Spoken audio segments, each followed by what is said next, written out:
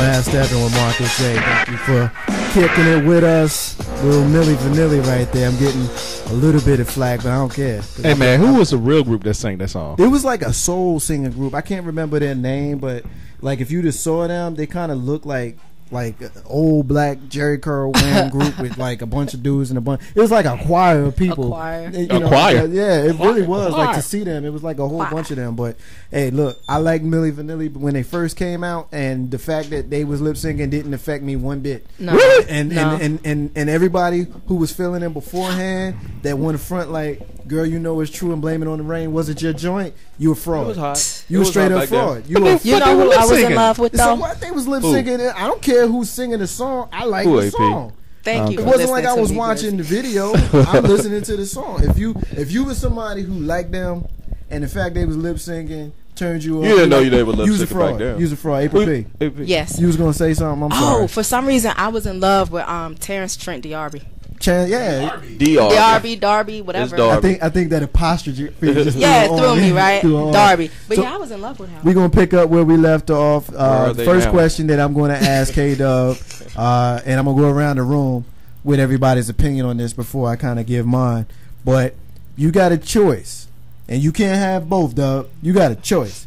You win a gold medal for United States basketball team. Mm-hmm. We're not just talking about other sports. We're just talking about basketball team. You get a chance between a gold medal or an NBA title, a chip. One or the other. You can only have one. Which one you taking? That's a hard one right there. He said it's a hard one. A little bit louder, brother. That's a hard one right there, man. I think I might take I think I'm gonna go ahead and take I'm gonna take that gold medal. I'm gonna take that gold medal because the gold medal may speak to a lot more of my accomplishments to be able to represent my country. You know what I'm saying? Obviously, I probably would have gotten to a point where I'm recognizable and so on and so forth. So that's not it. Just being able to say I won a gold medal for my country, playing a sport that I love. I think that might be what I would want more. April P. Medal. You want the gold medal? I want the medal. Wow. Yep. So far, 2 medals. Grizz. I would take the NBA championship for the simple fact that the NBA is global. You know, you can get that. What's more global than the Olympics? I'm sorry. Right. Well, what's more global than the Olympics is NBA basketball in and of itself. That's the league that the world gets to see. That's the league that the world emulates. So if I'm winning an NBA championship, I can go to China and I'm still going to be recognized as one of the greatest players coming out of the United States as just as much, if any, if I won a gold medal. And winning a gold medal with the NBA, you can repeat the way USA basketball has it right now. You don't have too many repeaters of winning a gold medal. Kobe Bryant, I think, and I don't know who else is out there. Maybe Shaq or somebody like that. So I would go with NBA championship. Colin? The bro might want to be happy with that gold medal he has because he won't get a ring, which I feel is more important by obtaining the ring. You're playing against a higher level of competition in the NBA. The world is at a couple of notches underneath the NBA as a whole. Yes, you do have powerful squads. You do have other countries that have divisions. However, when you look at those teams in those countries, where do you see those players? You see them in the U.S. Yeah. You see them on the NBA. Right. That's the place you see them. You don't see them anywhere else like talking about it. I think I have to agree with Carlton on this one. I think if it was me, I would take the chip over the gold medal. Pretty much for the reasons that have already been stated. I mean, the NBA, the National Basketball Association, is the epitome of the top level of basketball in the world. And you can take let's take Stephon Marbury for an example, who was a marginally good player in the National Basketball Association. He was good on the schoolyard, but at the end of the day, he wasn't great in the NBA. He did some nice things, but he wasn't great. And he goes to China, and he becomes a legend. And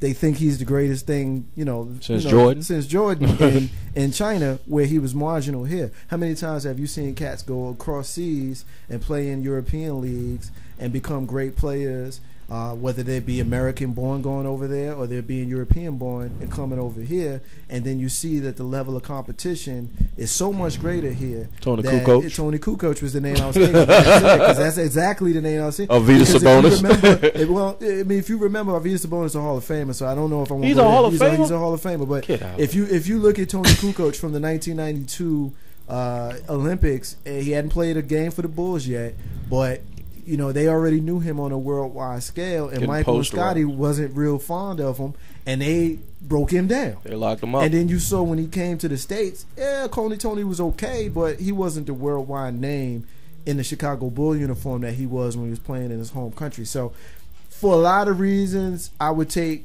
the National Basketball Association chip. But here's the thing.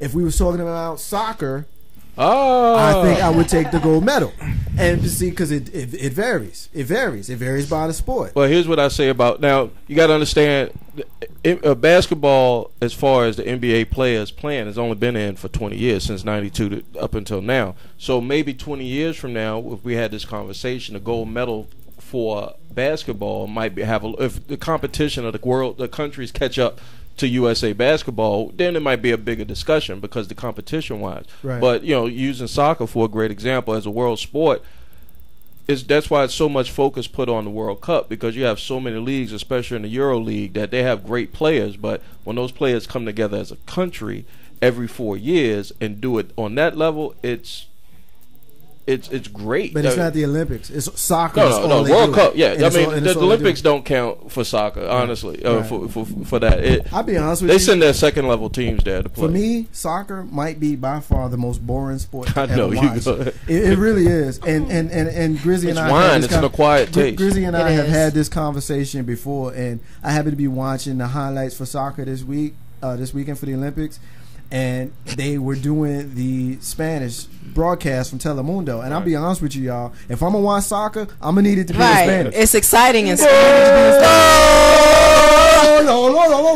Like the score is like, yo, because it's great. you don't score that often in soccer. Defense is really Spanish highly. announcers, they wild out. When They go hard. And Yeah. it just kind of, I mean, you don't see that much scoring as opposed to you seeing a basketball game where you're seeing 100 points put up. Something like that. So when you score, you got a more of appreciation for it, and it's more of a celebration in that aspect. And it's like chess. I always tell people, us Yankees, when you're watching soccer or football, as most Euros call it, it's chess on a big field. It takes skill, speed, all of that. Soccer mom could tell you. Yeah, I didn't watch soccer until Grace started playing. I watched my first match a few weeks ago just because it's like, well, let me try to watch this on TV now that I know somewhat of what's going on. But, that's how I feel about baseball. It's low scoring, but I feel like it's a chess match. I feel like the managers are going back and forth, and you really have to understand the ins and outs of the sports to sit and watch a baseball game at home. Basketball and football is pretty simple. Yeah, basketball and football is pretty simple. And, it's funny because I've had the baseball analogy given to me before.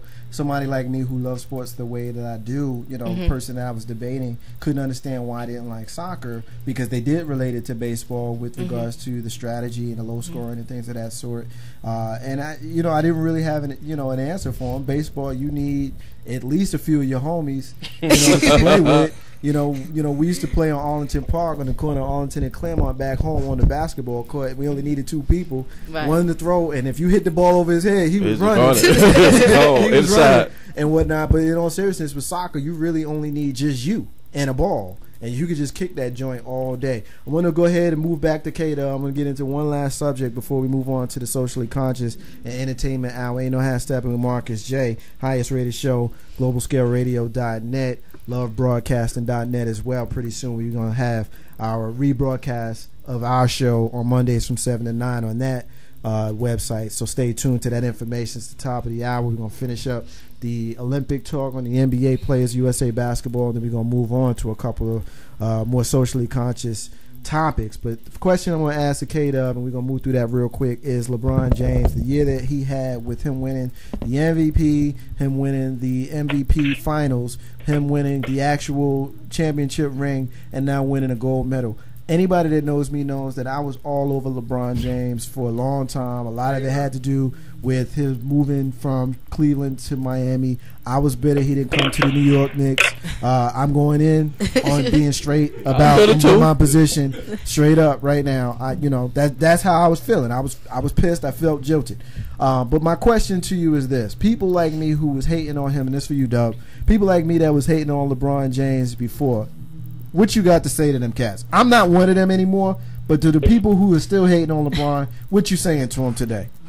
Y'all need to let it go, man. Let it go. So at this particular point, man, this man is proving that he is one of the better players in the league, if not the best player in the league right now.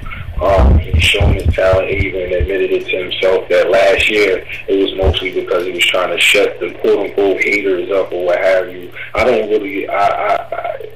really like using that term or whatever like that, but people that got a problem with LeBron James' game right now, I mean, you got a problem with yourself, man. Yeah. Especially if you're a pure basketball fan, such as myself or what have you. You should be enamored at that type of talent, man. At no particular point as a basketball fan can you say you've seen someone at that size, that height, that speed play the game of basketball like he plays the game.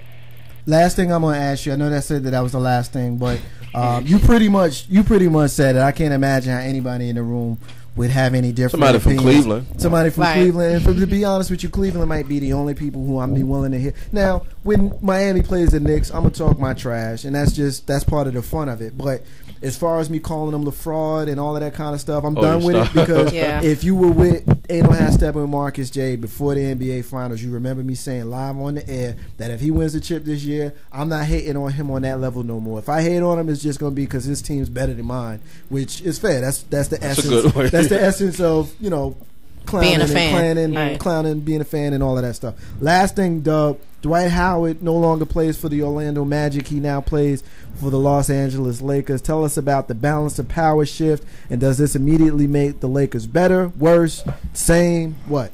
You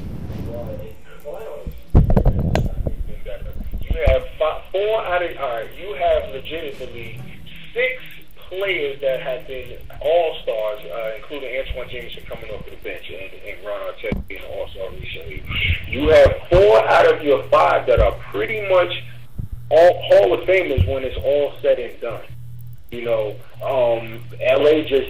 it's crazy how LA just continues to get big men throughout their history or what have you. I do see them winning the championship. I do think that Kobe Bryant will stick around to get that one more, whether that's 3 years, whether that's 2 years, but it does change the balance of power in the West. But it also gives Philadelphia a formidable team because now you have a big man. Granted, you got rid of Andre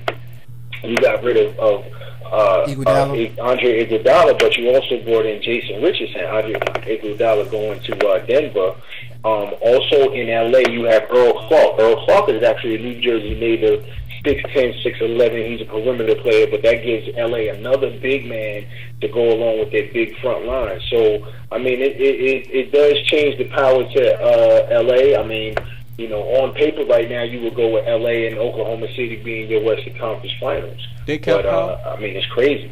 They kept Powell? Powell is still there. Wow. So basically, their starting 5, correct me if I'm wrong, could feature Steve Nash, Kobe Bryant, Ron Artest. I'm not calling him Meta World Peace. I'm sorry. We can't do Ron Artest, Pau Gasol, and Dwight Howard. Sounds pretty damn good to me. I don't think that they are going to be the best team in the West. I still think that the West is going out of OKC. Until San Antonio loses, I still would like to see. And they're aging, they're getting old. But until somebody effectively beats them, I still consider them a formidable team. But to be honest with you, for the Lake Show, it's looking pretty damn good, Chris. One of the things I see for a problem for the Lakers, all like K-Dub said on paper, they have nobody that's going to guard Russell Westbrook in the playoffs. The guy that boy's got too much game. He's too fast for Steve Nash. If Kobe checks him, that might I'm just foreshadowing a little bit coming down the line, assuming that OKC and the Lakers are there, and OKC is not as deep as the Lakers are right now. You know, I don't. That would be a big game breaker for me. Is who can check Russell Westbrook in the playoffs. Dub, get the final thought. Yeah, I wanted to say something real quick, dog. You know how you just said that, you know, San Antonio, until somebody beats them, you know, you're not going to change their mind? I'm not going to do what now? What did you say about San Antonio? You were saying something about until San Antonio, you're not going to count San Antonio. I mean, I'm not ready to. I mean, they're an aging team, but I'm not ready to completely count San Antonio out just yet. No, that's but they haven't. You said that until somebody beats them, they have been beaten. I think San Antonio.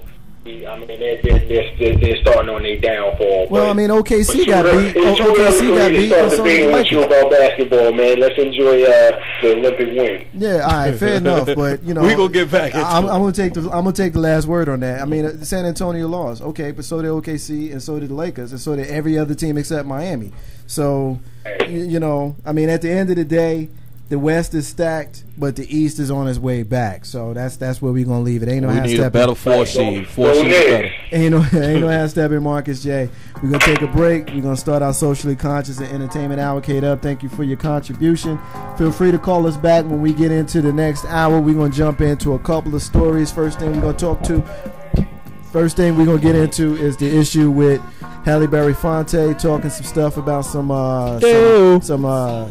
Beyonce, Jay-Z, and some other stuff. Ain't no half stepping, Marcus J. Be back in a minute.